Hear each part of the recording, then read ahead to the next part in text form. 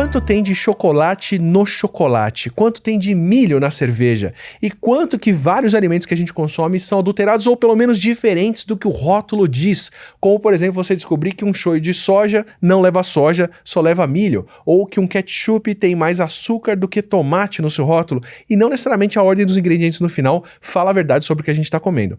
Para descobrir como a gente aprende e descobre isso e o quanto que esse tipo de método revela sobre como o mundo funciona, aqui no Não Ficção, onde a gente traz ciência do dia a dia com especialistas, a gente vai ouvir um ótimo especialista para falar disso, que é o Luiz Antônio Martinelli, que é professor titular da Universidade de São Paulo e fica no Centro de Energia Nuclear na Agricultura, no campus de Piracicaba. Bora ouvir sobre muito mais do que parece. E antes da nossa conversa, esse episódio tem apoio da Insider, que está dando até 15% off para quem já é cliente e 20% off para novos clientes com o meu cupom ATILA, que se soma aos descontos do site e chega até 50% off no mês do consumidor. A minha recomendação é aproveitar para comprar a Corte Shirt, caso você tenha alguma dúvida, porque quando eu falo de Insider por aqui, eu estou sempre recomendando o que eu uso mais e o que eu gosto mais, sempre passando pelos testes rigorosos do Instituto Jacarezinho de Põe o Pai para Correr, e a Corte Shirt, além de ter tons diferentes como azul claro, tem esse azul lindo aqui, ainda tem toda a tecnologia Insider de conforto, ação anti-odor e tem mais, porque ainda tem um caimento bem mais encorpado que eu gosto bastante. E como ela desbota bem menos do que algodão quando lavada, você sabe que é um investimento que vai continuar se pagando por bem mais tempo, especialmente com o meu cupom. Boas compras. Luiz, antes de tudo, muito obrigado pelo privilégio de poder ter essa conversa por aqui. Eu tô num período da minha vida bastante sensível a mudanças de composição de alimentos, vamos colocar assim. Eu já passei por bolacha nova ou sorvete que lançaram, que você compra um produto que é lançamento, ele tá delicioso, você fala, nossa, então dava para fazer um negócio dessa qualidade por esse preço. E aí 3 meses depois, 6 meses depois, 1 ano depois, você volta para comprar um negócio e tá lá, nova fórmula. E aí você descobre que até dá, mas não é o que dá lucro, e o que dá lucro logo depois aparece com outra fórmula. E ao ponto de tá em viagem, vou colocar azeite na salada, aí tá a latinha assim, nova fórmula. Mas é uma latinha de azeite, como nova fórmula aqui. Isso sendo explícito, tá todo mundo de acordo ali, né? Veio na embalagem Tá descrito que mudou dentro da lei. Por fora da lei, eu não faço ideia do quão comum é ou não ter as coisas adulteradas. E sei que não é uma coisa única do Brasil. Eu sei que nos Estados Unidos, há uns 10 anos atrás, foram ver composição de azeite e salvo, sei lá, Costco, que é uma rede de atacado bem tradicional, que tem a marca própria de azeite, o resto era assim, cada um que salve o seu. Cada safra, cada garrafa, cada lata diferente vinha com uma composição nova ali e boa sorte. Então, sei que não é uma coisa única do Brasil, mas antes de entrar no como você foi parar nessa área, eu já queria começar com o quente. Quantos alimentos que você já viu, que você já mediu, que a gente come, que não são exatamente o que estão dizendo que são e como que a gente sabe disso? Então, bom, primeiro prazer estar aqui com você, né? Sua fama o precede. É muito importante esse tipo de divulgação científica. Bom, a gente no laboratório, por curiosidade, nós analisamos cerveja, vinho, ketchup, Big Mac, miojo não, desculpa, shoyu, molho de soja, ração de gato, ração de cachorro, enfim, inúmeros produtos, e o que a gente nota é que nunca é aquilo que a gente pensa que é. Obrigado. Não necessariamente que está no rótulo, não, mas não é o que a gente pensa. Não é o que a gente pensa. E o que é pior, vários desses produtos estão dentro da lei. Porque a lei é tão ampla, tão frouxa, que você faz molho de soja a partir do milho, chama molho de soja e tá tudo bem. Nossa! Sim, shoyu brasileiro, várias marcas são feitos com 100% de milho. Mas está escrito no rótulo molho de soja. Não, pera, tô tendo dificuldade para absorver isso aqui. Sim. Eu até brinco que no Brasil devia chamar michoio, né? Não shoyu, porque é feito de milho. Tradicionalmente, na China, na Coreia, no Japão, o shoyu é feito com uma mistura de trigo e soja. Alguns países ou algumas marcas somente soja. No Brasil, como o milho é mais barato, o Tem E olha vários. que a gente faz soja pra caramba, hein? Muito, mas a soja é muito mais Valiosa. valiosa, dá muito mais lucro você vender exportado que você fazer shoyu. Então você faz shoyu com milho. Várias marcas, a mais famosa que você está pensando no momento é feita basicamente com milho. E isso foi tão legal para a gente que depois que nós fizemos essa pesquisa, começou a aparecer no rótulo a declaração que o shoyu no Brasil é feito a partir de milho e outros componentes. Então, nem tudo é o que parece nesse nosso país. Me dá mais alguns exemplos desses alimentos. Eu dou um exemplo de ração animal para gato e cachorro. Uhum. Se você vê as embalagens, dá vontade de comer a ração, porque tem um filé mignon, tem um pedaço de salmão, tem camarão. E, na verdade, tudo se resume a frango, milho e frango, as partes não utilizadas pela população humana, o que é ótimo. Tudo bem. Tudo bem, é ecologicamente sustentável. O problema é que no rótulo está vendendo algo totalmente que não contém dentro daquela ração. E aí você vai ver a legislação, tá tudo certo. É tipo... Basta ter sabor de bacon, sabor de salmão. No fundo, tudo é milho e frango.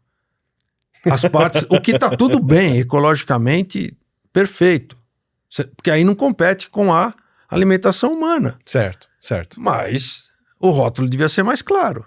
Então, no Brasil, tudo é meio estranho. O caso do milho na cerveja foi emblemático, né? Todo mundo achava, modestamente também por causa da nossa pesquisa, que a cerveja era feita de malte, lúpulo, água, pureza da Bavária, 1492. Sim. Né? Duplo maltado, Você lembra? né? Sempre aparecia assim um campo de trigo, Sim. um campo de cevada.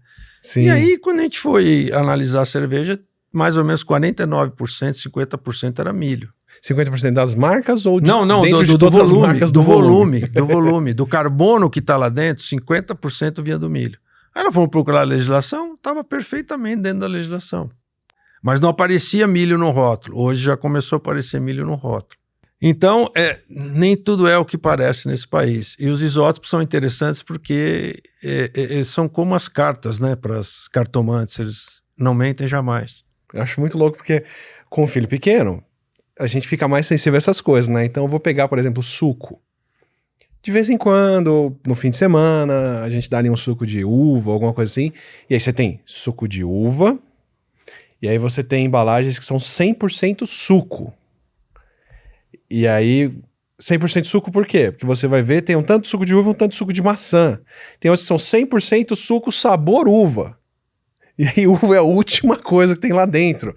E aí outras são sabor uva. E não tem nem suco lá dentro. Mas tá tudo com a mesma uva no rótulo. De vez em quando tem uma maçãzinha mais escondida ali atrás para disfarçar, porque tem que ter agora, né, as frutas que compõem ali atrás. E olha lá, quer dizer, tem muito espaço aí para criatividade de como você vai nomear a coisa e como você vai compor para aparecer no final para todo mundo que é suco de uva, né? Faltou você citar duas categorias no suco. A primeira é que o suco não é adoçado só com a frutose. Quando você vai ver, tem sacarose, tem açúcar da cana. Isso é comum. A outra adulteração é colocar água no suco. Uhum.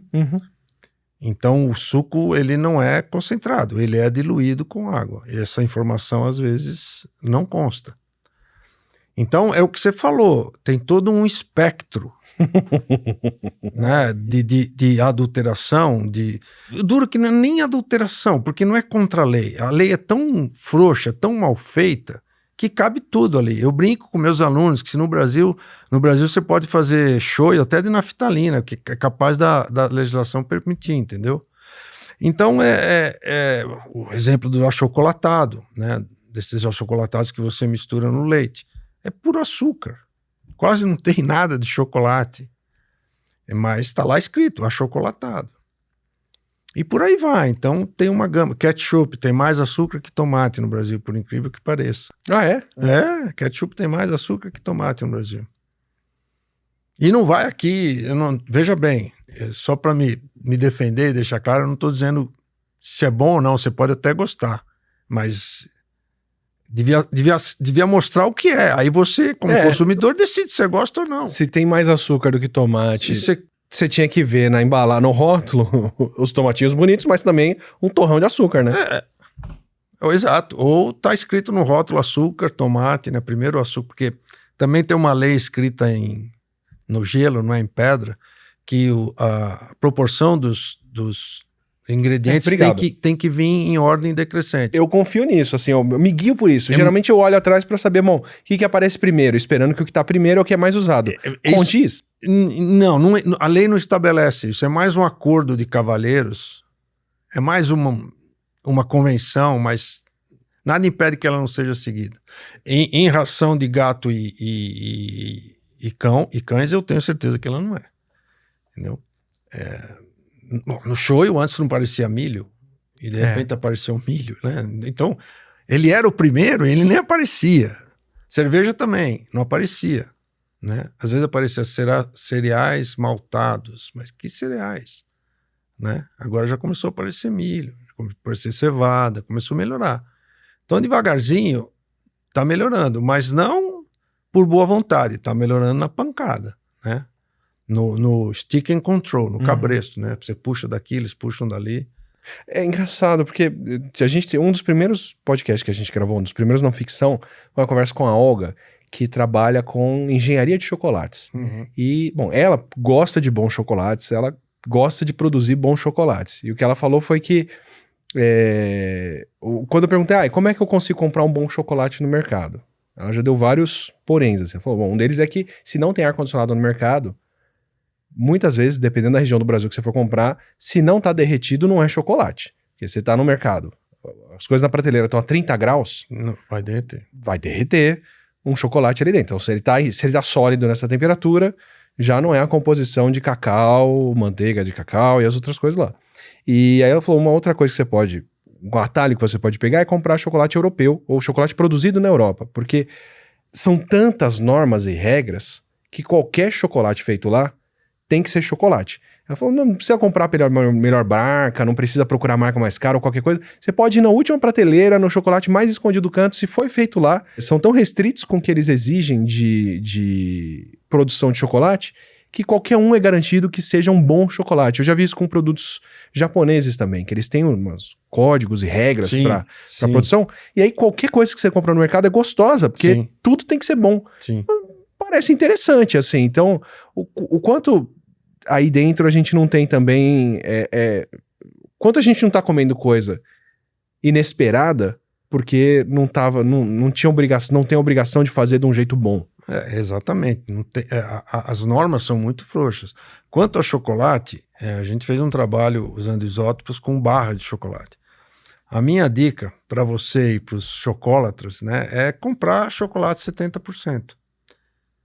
Que eu não encontrei ainda um chocolate 70% que não tenha sido 70%. Ah, que bom, essa é uma ótima notícia. Isso é uma ótima notícia. Principalmente esses que chamam bean to bar, que é da amêndoa à barra de chocolate. Ou tree to bar, da árvore do cacau até a barra de chocolate. Então, esses chocolates realmente têm 70% de cacau. De qualquer marca, inclusive marcas grandes comerciais. Esses pequenos fabricantes, então, mais ainda. Hoje o termo é gourmet, né? Esses chocolates de pequena... São mais caros. São mais caros, mas você está comendo coisa boa. Né? Então, para barra, a dica é essa, 70%. Abaixo de 70% é a farra do boi. Mas aí você procurar um bean to bar, é mais garantido que vai ser? Bean to bar sempre é mais garantido. Se você for para grandes marcas comerciais abaixo de 70%, você não sabe o que você vai estar comendo. Se você procurar um bom fabricante bean to bar, que tem inclusive hoje aqui em São Paulo... Vários, né? Que tá vendo um aqui na minha cabeça, tem vários. Esses são realmente, se é 40% de cacau, é 40%, se é 50%, se é 30%. As grandes marcas abaixo de 70%... Boa sorte. Boa sorte. Provavelmente você vai estar comendo mais açúcar que cacau, provavelmente. Com raríssimas exceções. Caramba. E, bom, Eu vou pedir mais exemplos. Claro. Vou pedir algumas coisas, azeite, mel. Se você já trabalhou com elas, porque para mim são os mais difíceis de identificar, os mais comuns de adulteração, onde eu espero encontrar isso mais. Mas para chegar nisso, antes eu queria passar pelo método. Porque, bom, é um podcast de divulgação científica, eu quero passar pela ciência que tem nesse caminho.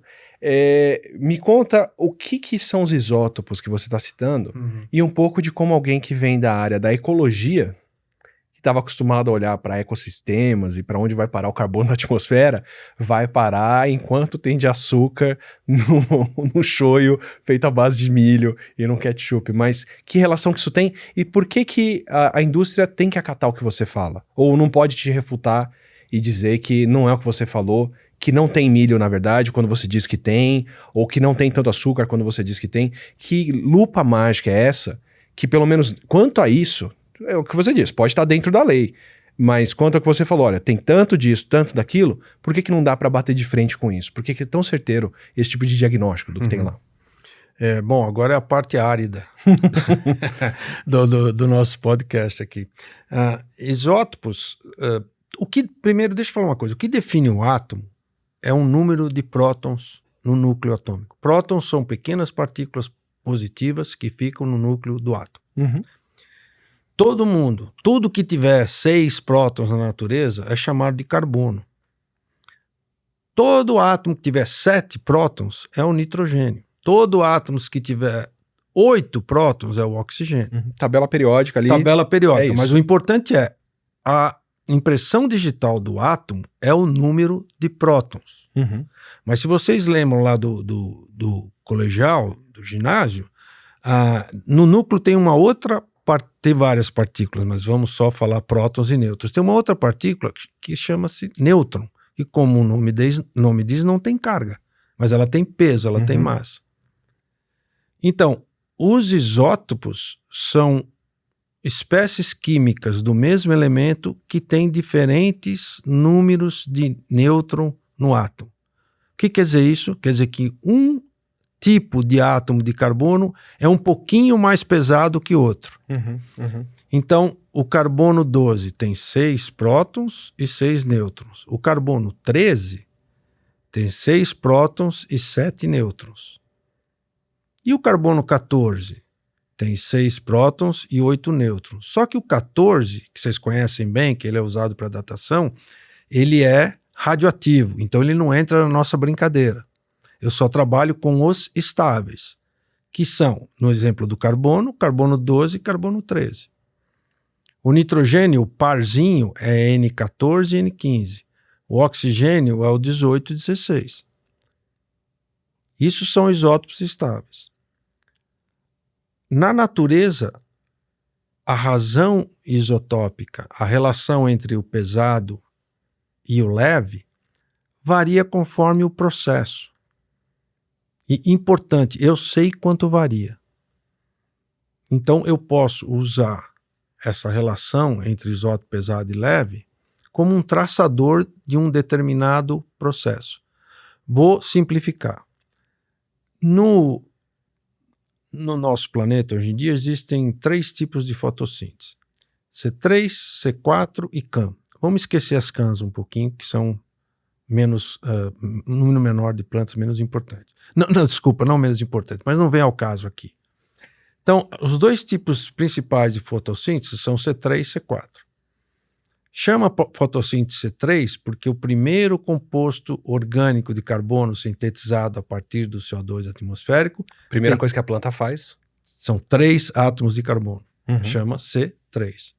As plantas C4, primeira molécula orgânica tem 4 átomos de carbono. Então a planta está lá fazendo fotossíntese, planta C3 primeiro faz uma coisa de 3 carbonos, planta C4 primeiro faz uma... Tá. Quem são as plantas C3? A grande maioria das plantas. Frutas, árvores, feijão, arroz, mandioca. Mas então quem são essas C4? As C4, elas têm 3 plantas alimentares extremamente importantes. Cana-de-açúcar, milho e as pastagens forrageiras, aquilo o que o boi come. Milho, quem come milho? Galinha, porco. E açúcar, quem come açúcar? Todo mundo. A indústria brasileira é doida para colocar açúcar em todo canto, porque é barato e liga seu cérebro para comer mais. Então, essas plantas, essas danadas da C4, que são muito produtivas, por isso os produtos que vêm dessa planta é extremamente barato em condições tropicais. Então, açúcar é barato, milho é barato e boi não é tão barato, mas, enfim, é mais barato que na Europa. Então, essas plantas C4 têm um impacto na nossa alimentação enorme, porque a indústria quer colocar uma matéria-prima barata dentro dos seus produtos. Só que a composição isotópica das plantas C3 da planta C4, por causa da fotossíntese, é totalmente diferente. E esse sinal original nunca se perde. Você pode cozinhar, você pode ferver, você pode vaporizar, você pode fazer o que você quiser. Não vai perder esse sinal. Porque esse é o tijolinho que entrou lá, né? É o tijolinho que entrou na parede, e não adianta. Então, na verdade, quando você come picanha, você está comendo capim. Transformado pela vaca, mas capim. Capim. O carbono original que veio da fotossíntese, que é o produtor primário, vai estar nessa carne. Então, se você é um carnívoro, você come muita planta C4. Se você come muito derivado de frango e porco, você come muita planta C4. Viu milho que foi para a ração deles. Exato. Tudo que você imaginar. Salame, linguiça. É verdade. Ovo. Laticínios. Quando você pega lá o ketchup para analisar, você tem o tomate e o açúcar para ver a proporção deles, tomate C3, açúcar C4, pela proporção do que entrou de cada um aí, você sabe se tem mais tomate ou mais açúcar. Bingo. É isso. E nunca vai se perder esse sinal desse carbono primordial, desse carbono que o sol fez pra gente, através das plantas. E aí você segue esse carbono onde você quiser, você pode seguir na minha unha. Se eu comer muito açúcar, muito milho e muito pasto, indiretamente, eu vou ter muito C4 na minha unha. Mas eu não como milho, de vez em quando eu como pipoca. Você pensa que você não come milho. Começa a ver, agora que os ingredientes estão aparecendo realmente nos rótulos, indiretamente você come muito milho. O fato interessante é que a gente fez uma análise de unhas de pessoas do mundo todo, com a colaboração de outros colegas. Quem mais tem C4 na unha é o brasileiro. Caramba, faz todo sentido. O que mais cresce Nós somos um país tropical, cana produz até em cima do caminhão, milho também e pastagem também.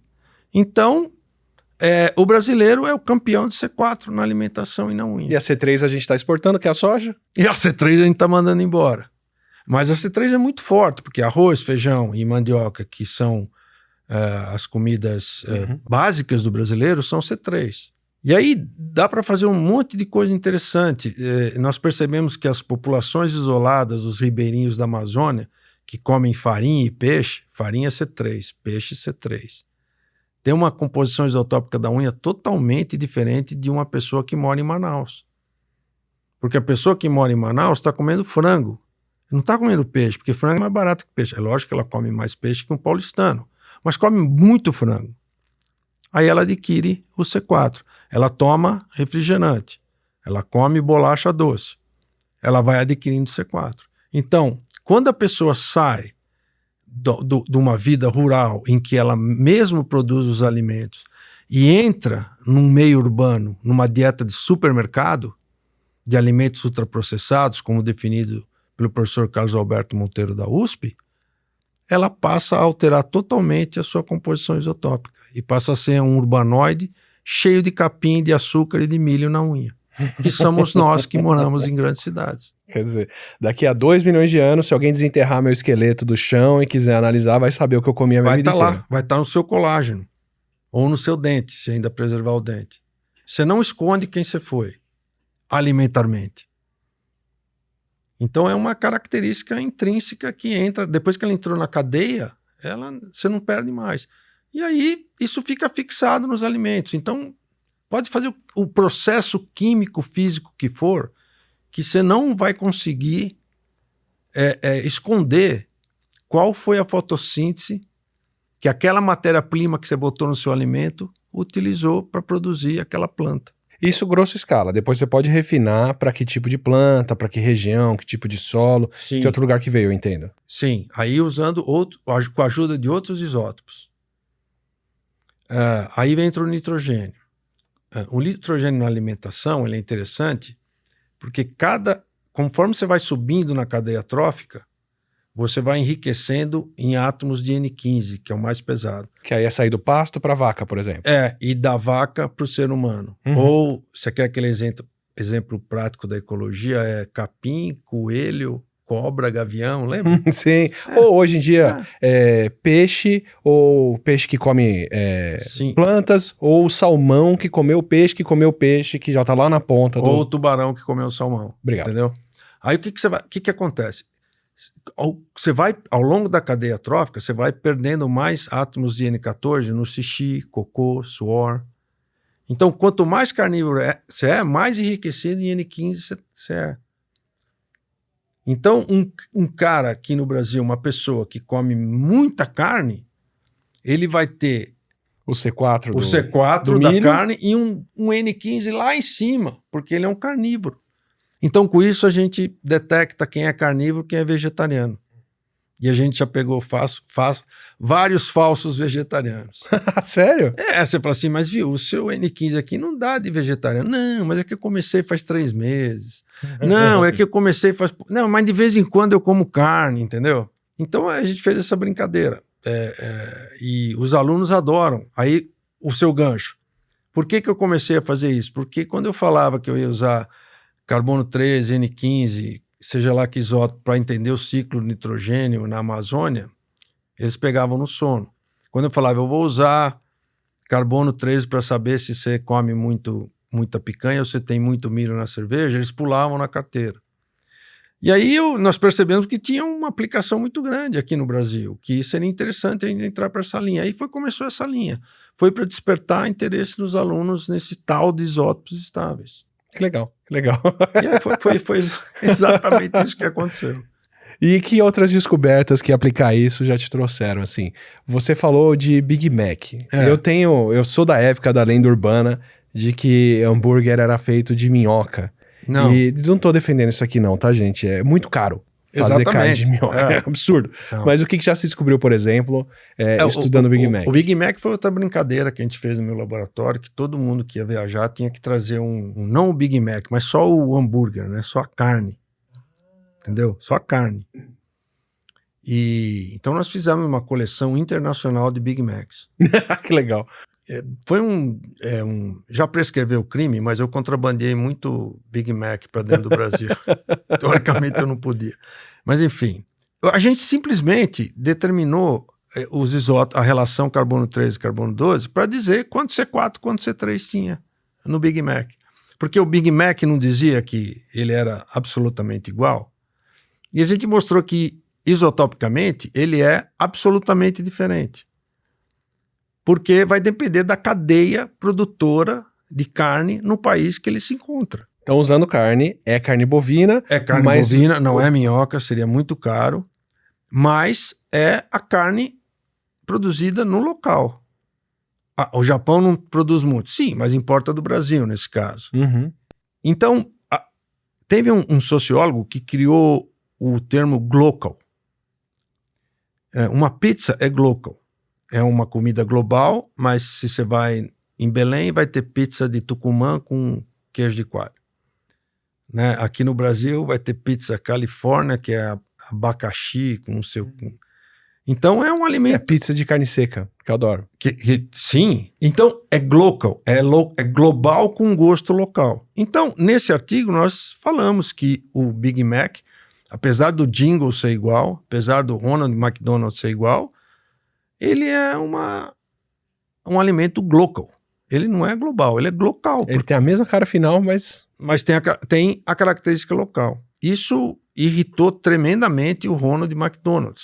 Mas caramba! Muito, muito. Eles declararam que o método estava errado, que tudo era igual, que era padronizado. Aí, como eu falei, sempre falo isso, o advogado me liga.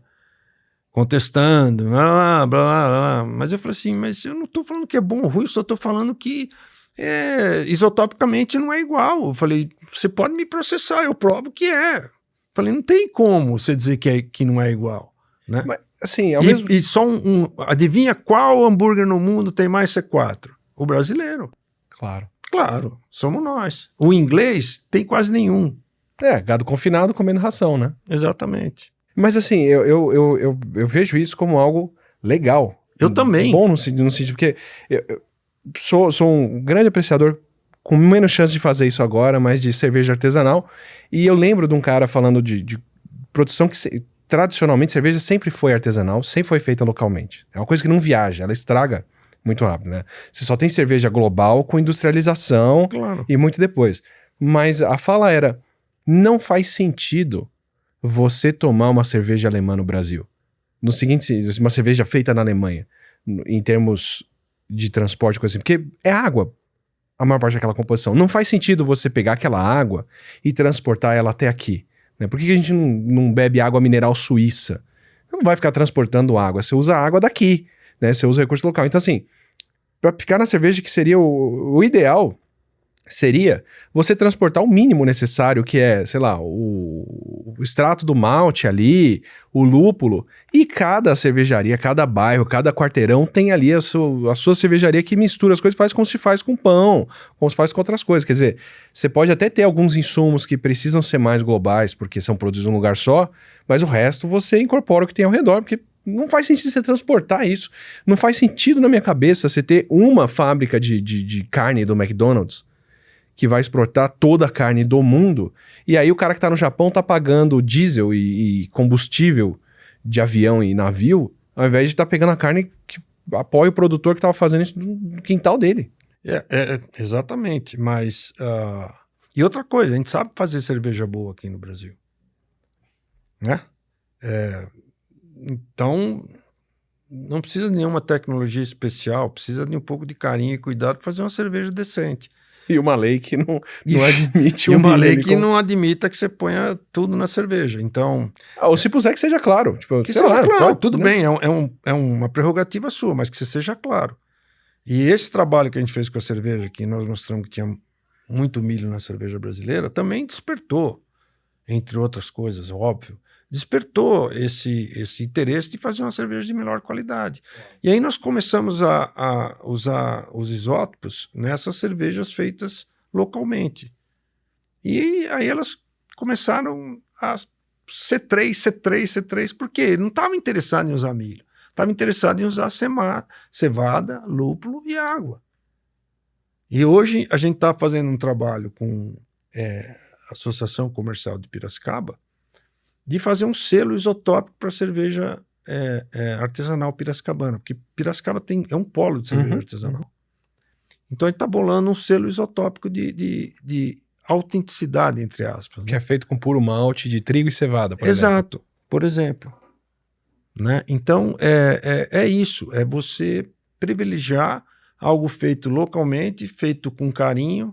Os exemplos que você me deu do chocolate e da cerveja aqui, para mim são produtos bastante simbólicos disso. Você tem um avanço global com a industrialização de não morrer mais intoxicado com o negócio, que foi fundamental por décadas. Maravilha, sou super a favor disso. Bem. Mas hoje a gente tem avanço técnico suficiente para o produtor do quintal ter o mesmo nível de qualidade, de asepsia, que a indústria precisou inventar no século passado. Então eu consigo comprar um produto de qualidade equivalente em termos técnicos de um pequeno produtor, mas que vai ter um cuidado com ingredientes muito melhor e não vai estar se esforçando mensalmente para trocar o milho pelo arroz, pelo trigo, pelo não sei o quê, para otimizar em 2, 3% a margem de lucro desse insumo nesse período do ano, né? Exato, e aí você vai ter um produto maravilhoso. Eu, por conta dessa nossa pesquisa com chocolate, com cacau, tivemos a oportunidade de experimentar muito chocolate.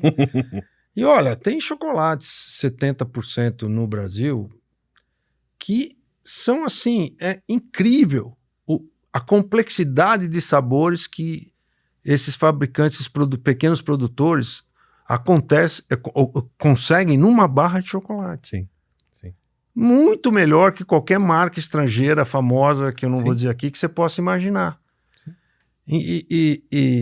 E tem uma coisa muito importante, isso se liga ao conceito de bioeconomia, que é aproveitar a floresta de pé, que a floresta de pé dá muito mais lucro que a floresta no chão. Né? Então, se o Brasil em vez de o Brasil exportar cacau, ele começar a exportar barra de chocolate de extrema qualidade, ele vai ter um valor de produto agregado muito maior e vai fortalecer a bioeconomia, que é a tese do meu colega Carlos Nobre. E eu acho que é isso que nós temos que fazer. Então, um trabalho que nós estamos fazendo agora, nós estamos coletando cacau nas maiores regiões produtoras do Brasil, para ver se a gente consegue traçar a origem do cacau. Então, para o cacau ter uma denominação de origem controlada, que nem tem vinho na Itália, entendeu? Então, o cacau do sul da Bahia, o cacau de Rondônia, o cacau do Pará, o cacau do Amazonas. E isso agrega muito valor a essas cadeias de bioeconomia, que eu acho que é a solução para ecossistemas sensíveis, né, como a Mata Atlântica e a floresta amazônica. Absolutamente, recomendo para as pessoas aqui a conversa com o Ricardo Abramovay, em que a gente fala sobre monotonia alimentar e o que a gente perde com isso. E, assim, acho o destino final, ou a consequência final de biodiversidade, de saúde da natureza e outras coisas, fundamental, mas até do ponto de vista egoísta, se a pessoa não tá nem aí pro meio ambiente, mas ela quer um produto de qualidade por um preço bom, é um cortar caminho fantástico. Eu lembro pela TV Cultura, com o Hiperconectado, a gente foi fazer um programa sobre queijos, e a gente foi numa fazenda que é a Santa Luzia, em Itapetininga, que faz um queijo bem diferente, assim, um queijo com amadurecimento longo e por aí vai, e premiadíssimo na França. E o que eles fizeram para poder ganhar esse prêmio na França foi competir.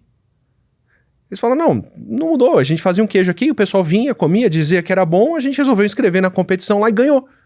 Então, assim, tenho certeza que para muito produto nacional, como chocolates Bean to Bar, como essas coisas, o que falta para um reconhecimento internacional é simplesmente participar, porque a qualidade do negócio é de nível internacional altíssima. Cervejas, tranquilamente. Tem muita cerveja artesanal aqui, principalmente de cervejaria nova, que não tem um conceito de lucro ainda, e faz por arte, porque gosta, não se preocupa com balanço de caixa, essas coisas. Primeiro tem que ser boa, que são do nível, assim, internacional de primeira linha, mas você vai achar num preço de lata, ou num preço do queijo, do quilo, tentando competir em custo com a indústria. E aí você tem dois produtos que é, sei lá, R$20 o quilo, um é primeira linha europeia, se competisse na Europa, e o outro é industrializadão básico, que é o ingrediente, é o bebida láctea sabor morango, né? Que você dá um nome genérico para você mudar os componentes de acordo com a estação do ano e com o incentivo de imposto daquela região naquele período sob aquela gestão, né? E mudou o imposto, muda a fração do negócio ali para pagar menos ICMS, né? É surreal como a gente tem gemas de produtos fantásticos também, além das enganações que dá para pegar nessas coisas, mas no extremo oposto, né? Sim. Produtos de primeira linha que não estão valendo o que valem e a gente pode pagar muito barato até e consumir uma coisa de nível internacional. O Átila, eu tenho um amigo, Reinaldo Vitória, ex-professor da USP, aposentado, foi meu orientador. Ele se aposentou e por diletantismo ele começou a fazer queijo de leite de cabra. Hoje em dia, isso já aconteceu várias vezes. Vem algum visitante, algum francês, a gente leva lá para comer queijo de cabra. Os franceses não acreditam que tem um brasileiro que faz queijo de cabra como ele faz. E é lá entupido, lá de Piracicaba. Você entendeu? Então é isso. E eu queria ligar com o queijo, porque você sabe que agora estão colocando um monte de coisa no queijo que não é proteína animal, né? É proteína vegetal. É uma maçaroca lá que Caramba! É tipo queijo. É queijo, mas não é queijo. Entendeu? Então, a mente desse pessoal é fértil. Eles sempre estão procurando alguma maneira de descaracterizar o alimento para baratear. É o que você falou. Não é a visão de oferecer um bom produto. É a visão de que você tem que remunerar os acionistas da empresa. E aí nós caímos nessa esparrela, entendeu? Cada vez mais nós somos bombardeados com alimento de péssima qualidade, sem necessidade. Sem necessidade, porque a gente sabe fazer bem, e não precisava ser assim. Simplesmente porque pode ser assim e dá mais lucro, né? Exatamente. Mas o engraçado é que eu tive no Japão ano passado, é o que você falou, produto industrializado lá é de excelente qualidade. Então dá para fazer produto industrializado de excelente qualidade também. Mas tem que, né, não só visar o lucro a qualquer custo, pisando no pescoço do consumidor, mas tem que pensar também no produto que você está oferecendo. É ter um pouco de orgulho de oferecer um bom produto, que eu acho que isso se perdeu na história, né? Mas assim, eu acho que dá para colocar um nacionalismo na frente, né? Falar que os alemães têm muito orgulho da cerveja deles, falar que os japoneses têm muito orgulho das coisas deles. Até acredito que isso seja relevante, mas assim, em última análise, é o que tá na lei ali. Né? Se pode, se não pode. Se vai fazer desse jeito ou se vai fazer daquele. Né? Às vezes você dá uma sorte ambiental, né? É muito conveniente no Brasil se alimentar o gado com pasto. Por isso que a gente come tanto gado, mas tem coisas que todo mundo faz porque tem que fazer e o resultado final fica bom para todo mundo porque, por lei, os ingredientes são aqueles feitos com aquele cuidado e maravilha. Até aqui a gente falou de coisas que estão na lei. Vou falar agora de coisas que são mais obscuras. Assim. Você já pegou produtos adulterados que são adulterados de uma forma que estão prejudicando mesmo as pessoas e não só... Tudo aí pode ser um prejuízo, mas, por exemplo, mel que não é mel, azeite que não é azeite, coisas que são adulteradas de fato, e não que você tá mexendo com o que pode pôr ali dentro e não precisa rotular? Sim. Mel que não é mel é fácil. Desculpa, tem mel que é mel? Tem mel que é mel. O vilão são as bisnaguinhas, sabe aquelas bisnaguinhas? Ah, sei. Ali é açúcar com corante, né? Mas assim, esses produtores de mel mais, vamos dizer, mais estruturados, mel é mel. A abelhinha não gosta muito de planta C4. Em situações extremas, ela vai lá no canavial e quando se corta a cana, ela pega aquele exudato da cana. Certo. Mas a maioria das abelhas gostam de planta C3. E a maioria do mel brasileiro anda na linha. O que não anda na linha são as terríveis bisnaguinhas. Essas bisnaguinhas são terríveis.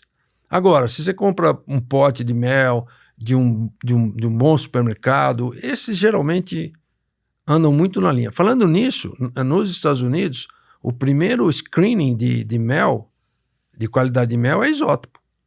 Se a amostra é isotopicamente suspeita, é que ela vai para outro tipo de análise. Então, isótopos estáveis, na União Europeia, está sendo cada vez mais. Vinho, na União Europeia, adição de açúcar. Já testou vinho aqui? Já. Então, vinho é outro problema. Pela legislação brasileira, você pode adicionar... Você pode aumentar em 3 graus GL, Gay-Lussac, a quantidade de álcool, adicionando açúcar, porque é alegado que chove muito nas zonas produtoras e a uva sai aguada. Entendi. Tipo, seria um normalizador ali. Um normalizador. Só que a gente já pegou vários vinhos que esse 3% é uma figura de linguagem. Tem muito mais do que precisa. Agora, interessantemente, depois que a gente fez essa pesquisa, começaram a surgir esses vinhos mais cuidadosos das vinícolas brasileiras. Que aí você vai fazer o Delta C13, Delta C13 é a quantidade de carbono. Desculpa, é a relação C13 e C2, a relação isotópica do carbono. Tá perfeitamente indicando C3. E isso foi tão marcante, esses trabalhos que a gente fez justamente com o falecido Carlos Ducati lá de Botucatu, hoje é o Vladimir Costa, que está no lugar dele, que faz um trabalho excelente com isótopos também. Esse trabalho de isótopo para a vitivinicultura brasileira foi tão importante que hoje a cooperativa do Rio Grande do Sul, dos produtores de vinho da parte sul do país, tem um espectrômetro de massas. Eles se autofiscalizam. Olha que bacana. Eles se autofiscalizam. É o que faz a União Europeia, é feito aqui no Brasil. Então hoje, o mercado de vinho brasileiro anda muito mais na linha do que há 10, 20 anos atrás. Obviamente que ainda tem aqueles que, né, fogem da norma, mas a maioria dessas grandes fabricantes de vinho andam na linha, porque eles são autopoliciados. Então, veja bem, a partir de uma análise, a indústria sentiu que ia doer muito no bolso se ela continuasse nessa toada. Então, ela se autofiscalizou. E esse é o melhor É o melhor procedimento para se fiscalizar, porque a autofiscalização sempre é mais bem-vinda do que uma fiscalização externa. O que esse professor da USP está falando que o meu negócio está ruim aqui? Exato. Versus, bom, a gente viu aqui dos 15 produtores associados, tem Você tá 2 errado. aqui que tem que... Você está errado. E dá um nome no cara, você está errado, você não vai vender esse vinho. Aí pronto. Não no nosso rótulo. Não, com esse rótulo você não vai vender. Entendeu? Então, olha que bacana, que exemplo bom. E nesse sentido, a gente está propondo um projeto novo junto com o ITAL, Instituto de Tecnologia de Alimentos de Campinas, para que a gente torne o uso de isótopos estáveis algo oficial na adulteração e fraude de alimentos. Ou seja, que isso saia da academia e vá para órgãos do Estado de São Paulo que são responsáveis pela integridade e autenticidade dos alimentos. Seria equivalente a ter uma Anvisa inspecionando... Do Estado de São Paulo, com poder de lei, com poder de atuar, com poder de fiscalização muito maior que a Universidade de São Paulo, que não é o papel da Universidade de São Paulo. Então eu acho que esse é o caminho, né? Os órgãos estaduais, municipais, federais ou as próprias cooperativas e instituições se autopoliciarem. Porque vira, assim, quando você tem um balaio como... Eu descobri isso com o Trader Joe's, com a história do Trader Joe's, que é um mercado... Já foi, pelo menos, um mercado de linha mais cara nos Estados Unidos, de vender muito alimento com fonte. Sim. Que o grande sucesso financeiro dos caras o inicial, veio de reconhecer que, bom, de um lote de amêndoa que chega, ou de um lote de ovo, quando todo mundo junta no pool, né, todo mundo joga e te fornece, você tem coisa de primeira linha lá dentro e você tem coisa horrível. Mas se você bota todo mundo no mesmo balaio e vende, você vai ter que fazer um preço por quilo, que é a média dessas coisas. Se você categorizar isso, você pode ter a amêndoa premium e a amêndoa ruim e vender a premium por muito mais valor do que a ruim. E assim, essa é a minha experiência com hortifruti constante. O mesmo hortifruti, o mesmo balaio de manga, vai ter um dia que tem uma manga que é fenomenal e vai ter dia que a manga é horrível. E eu aprendi a reconhecer pelo selinho da fazenda que veio, da época que veio. Tem alguns que eu já bato o olho e, ou esse é bom, esse é ruim, veio de Mossoró, vai ser bom, esse aqui, putz, não sei qual é, no melão, uma coisa assim. E eu tô indo na sorte, fazendo assim. Eu preferia 1000 vezes pagar um pouquinho mais numa coisa que eu pego de olho fechado e eu sei que sempre vai ser bom, e que eu não vou, uma vez por semana, uma vez por mês, jogar um negócio fora porque veio horrível, sabe? Veio mal feito. Quer dizer, você passar por esse tipo de crivo te permite também diversificar o preço daí, mostrar que o seu chocolate Bean to Bar vale o preço que ele custa e que ele não está competindo com o chocolate que custa metade do preço, porque não é a mesma coisa, e depois te ajuda a exportar, fazer, vender para outros mercados, um negócio que é validado assim, né? Você vai explorar novos nichos de mercado. Tem gente que quer pagar pela preservação da Amazônia e não vai se preocupar em pagar um preço premium por um cacau que veio lá do Rio Purus. Vai custar um pouquinho mais caro? Lógico que vai custar mais caro. Mas você vai ter um produto que tem uma função social, que está ajudando uma cooperativa lá de produtores de cacau manter a floresta de pé. 1000 vezes comprar menos chocolate para comprar um chocolate desse do que comprar uma caixa. Fora a qualidade. Fora a qualidade, que são aqueles chocolates que te dão sabores que você nunca vai encontrar numa barra comercial.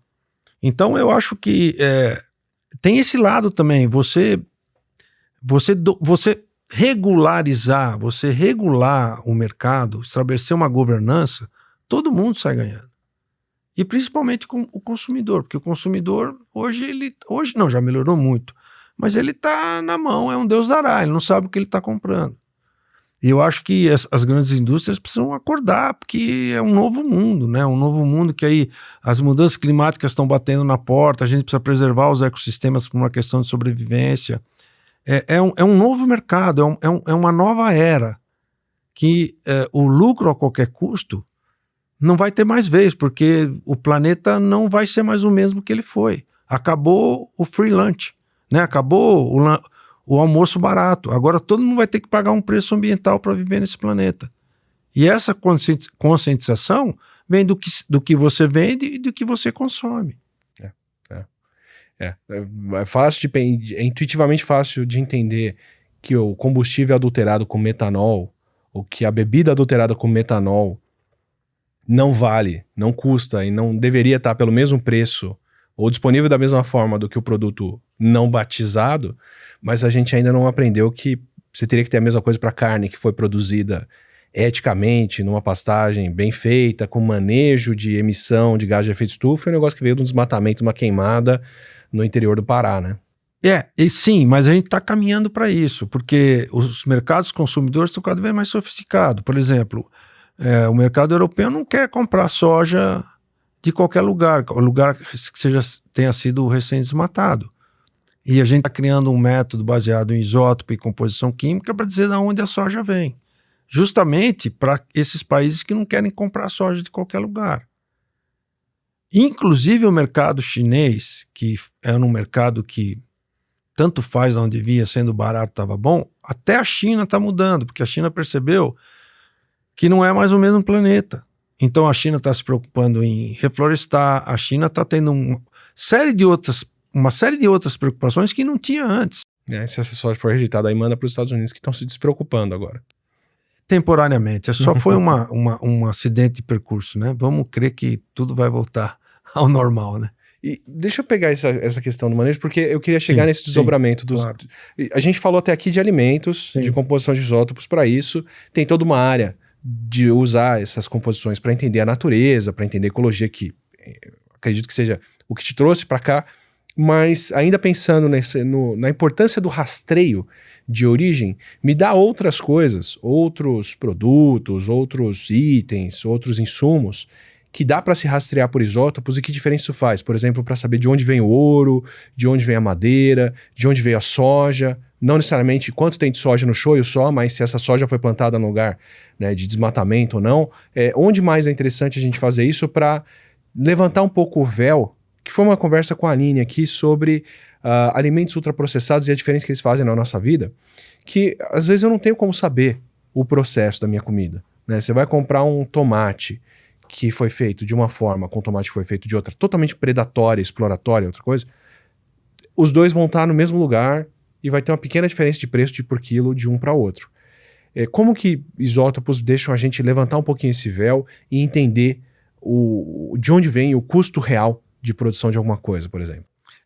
Eu acho que um exemplo muito bom é a madeira explorada na Amazônia. A gente tem atualmente um projeto, junto com a Polícia Federal, de tentar entender, de criar um método isotópico para a origem da madeira. Hoje a madeira, todo caminhão de madeira tem que ter o DOF, Documento de Origem Florestal, que tem uma longitude e latitude da onde supostamente essa madeira foi explorada. Se tem uma longitude e latitude, tem uma precipitação, uma temperatura que produziu a composição isotópica da madeira. Entendeu? A mesma planta, que seja um pé de, sei lá... Mogno, sei lá o que você quiser, pau-brasil, o que você quiser. A mesma planta que teoricamente tem um viés próprio já, né, de que tipo de isótopo que ela pega, também vai mudar essa composição de acordo com a altitude, o lugar, quanto chuva teve e onde ela estava. Principalmente oxigênio 18, oxigênio 16, carbono, e um outro isótopo que ele é influenciado pela geologia, que é o estrôncio, é a relação estrôncio 87, estrôncio 86, que é geológico, então ele depende da idade da rocha. Então a gente está usando esses isótopos para entender, para desenvolver um sistema que tem lá o DOF fala, essa madeira veio da longitude tal, latitude tal. Será? Aí eu analiso esses isótopos. Aí um programa, um método estatístico procura na Amazônia que condições ambientais têm condições de produzir aquela composição isotópica que eu vi na amostra. Montem um painel mostra de composição mostra um painel de probabilidade. Ela vai te dar um mapa de probabilidade. Olha, essa combinação isotópica que você me deu é encontrada preferencialmente na região central da Amazônia com 90% de probabilidade. Mas também tem uma região aqui com menor probabilidade de 60%, que é no Acre. E com isso você você usa uma estatística, um tipo de estatística que chama bayesiana, que você através da composição isotópica e dessas variantes ambientais que determinam essa condição isotópica, você faz um mapa de probabilidade de origem de uma amostra de madeira, que é isso que a gente está desenvolvendo firmemente agora com a Polícia Florestal. A mesma coisa pode ser feita para maconha.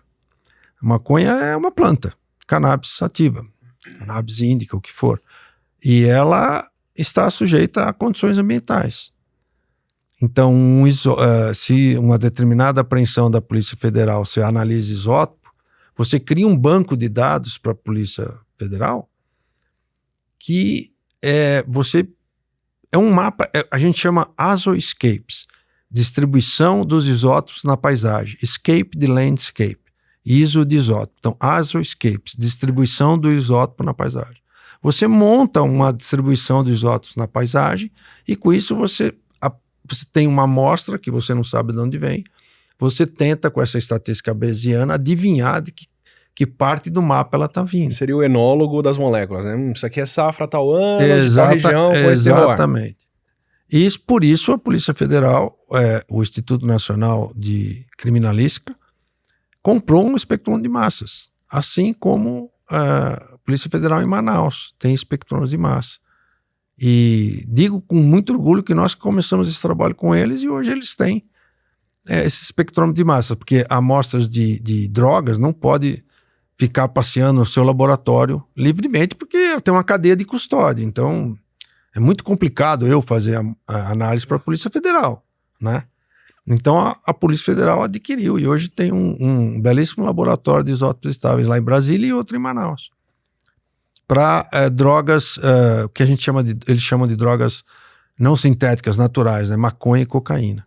Caramba, eu já vi trabalhos usando DNA de animais, assim. Vamos pegar carne de hambúrguer, vamos pegar carne de peixe, vamos fazer um teste para descobrir que bicho que é esse no banco genético. E sempre tem essas coisas loucas de você descobrir carne de cavalo como carne de vaca, ou pombo como carne de coelho, ou sei lá, qualquer tipo de peixe como bacalhau. É frequente, mas pensando no DNA, não tinha feito esse paralelo com isótopos dessa forma. Foi interessante você mencionar DNA, porque às vezes as pessoas confundem isótopo com DNA. A pessoa fala, não, mas DNA faz isso com muito mais precisão. Há uma pequena confusão. O DNA, ele vai te dizer quem são seus pais, mas ele não vai dizer onde você nasceu. Essa é a diferença do DNA e isótopo. Então, o DNA, para ver se tem carne de cavalo, vai dizer se tem carne de cavalo, mas não vai dizer. Essa madeira é mogno, como você disse que é.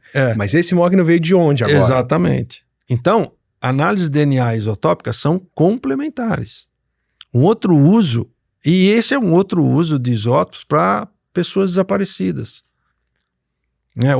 Tem ossadas e mais ossadas em tudo que é Instituto Médico Legal que ninguém sabe de onde veio. Nós estamos agora também com a Polícia Federal tentando desenvolver um método para você tentar identificar de que origem, da onde veio.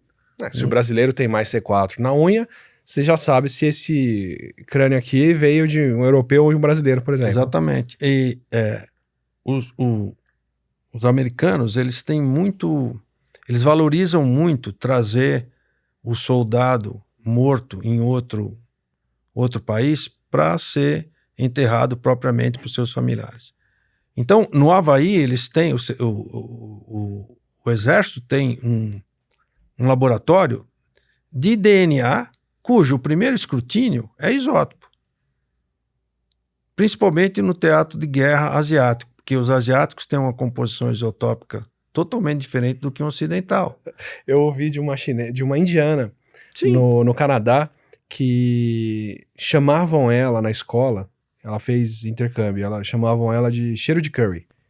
Porque ela cheirava curry pros canadenses. E ela falou, não sei por que falavam isso, porque pra mim eles cheiravam a leite. Cheiro estranho todo mundo tem. Exatamente. E é verdade. É verdade. Né? Então, isotopicamente, um ocidental é totalmente diferente do oriental. E vem uma ossada lá de um teatro da Segunda Guerra Mundial asiático, a primeira coisa é isótopo.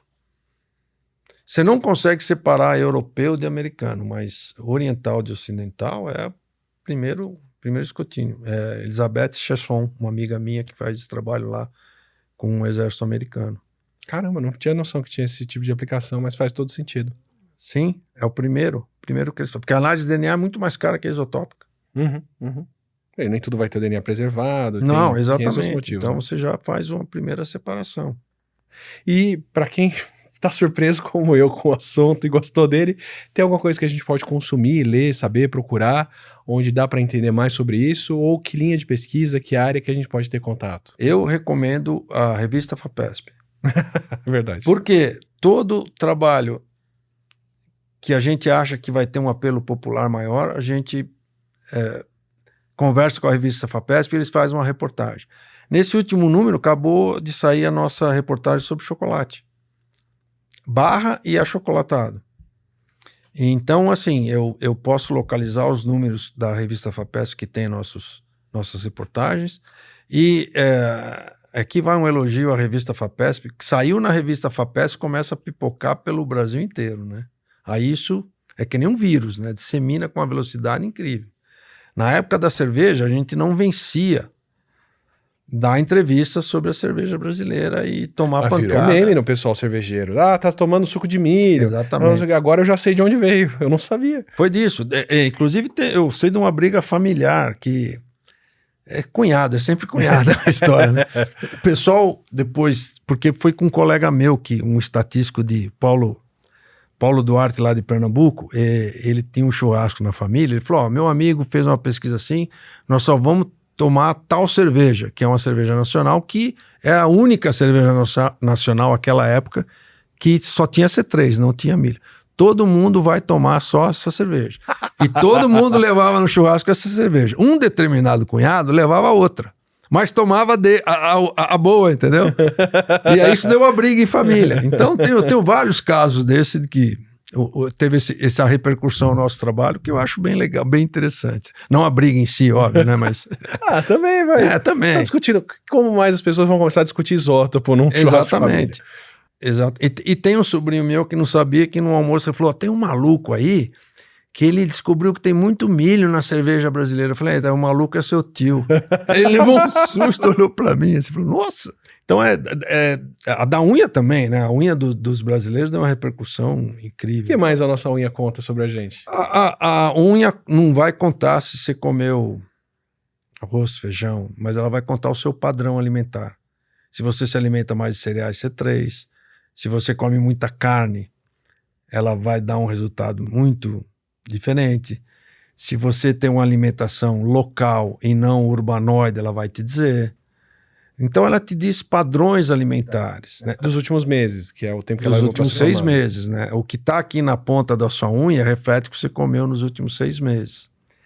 E então, tipo, urbanística, em termos de centros urbanos, nós somos uma mesmice isotópica irritante, porque todo mundo vai no mesmo supermercado. Talvez você compre uma bolacha mais cara, uma mais barata, mas ainda é bolacha. Talvez você compre colchão mole ou colchão duro, mas ainda é carne. O que é legal é quando você sai dos grandes centros e você começa a ver diferenças regionais, como eu te falei dos ribeirinhos da Amazônia, que tem uma composição isotópica distinta, dos calungas, que são aqueles povos originários no Brasil Central, que são originários de ex-escravos, de quilombos, eles têm também uma alimentação peculiar. Então você começa a ver essas diferenças, é muito interessante. E por fim nós descobrimos que tem uma relação entre o IDH, que é o Índice de Desenvolvimento Humano, e isótopo. No Brasil, por incrível que pareça, quanto mais alto o IDH, mais errado você come.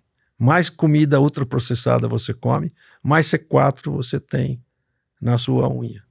É porque a gente ainda está indo. A gente está indo, e nos Estados Unidos é justamente o contrário. Quanto maior o IDH, menos C4 você tem na sua unha. O meu grande colega James Elleringer fez o mesmo trabalho e mostrou uma tendência inversa. Então o isótopo dá esses grandes padrões, assim, né? Que é muito interessante, porque você lembra o que você comeu 6 meses atrás? Talvez você não lembre o que você almoçou hoje. Sim. No almoço tá um pouquinho próximo ainda, dá pra lembrar, mas 6 meses, é verdade. E o cabelo, de repente, dava pra você fazer isso por alguns anos, pra quem tem o cabelo comprido. Sim, eu brinco com quem tem cabelo comprido. Cuidado, isso é um arquivo confidencial, você tá andando com o arquivo da sua vida e não sabe. cabe... Não me pergunte porque eu sei, mas eu sei. Isso é usado nos prisioneiros que ficam em Guantánamo, nos Estados Unidos. Eles usam isótopo na barba, que são barbas longas, para ver onde o prisioneiro andou pelo mundo. Entendeu? Então é um arquivo, você está carregando um arquivo. Essa sua barba está carregando um arquivo. Por isso que eu sou careca. Muito obrigado, Luiz. Foi uma senhora aula. Foi um grande prazer. Obrigadão. Espero que você tenha gostado dessa aula e tenha descoberto, como eu, a importância e a relevância de você ter pessoas que fazem pesquisa numa área como ecologia, aplicando métodos de isótopos que se usa para N outras coisas no mundo, para uma coisa do nosso dia a dia, que é descobrir o que a gente come. Acredite ou não, mas tudo isso tem relação. Ecologia com o que a gente come, com a qualidade das nossas coisas, e eu espero que você saia desse episódio aqui valorizando produtos locais feitos por pessoas que estão mais interessadas ou muito interessadas na qualidade do que a gente come, mais do que o lucro, como acontece em outros lugares. Se você quer outras conversas como essa e quer outros especialistas desse tipo, aproveita, se inscreve aqui no Não Ficção, assim você recebe essas conversas e os vídeos regulares. A gente se vê numa próxima, num conteúdo feito por humanos para humanos.